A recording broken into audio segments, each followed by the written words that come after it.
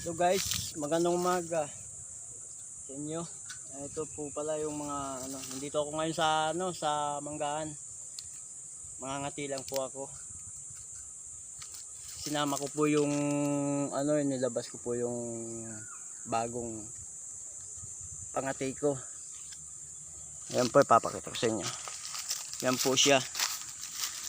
Ayan, napakailap po niyan. Mahuni po siya. Minamanso ko lang po siya.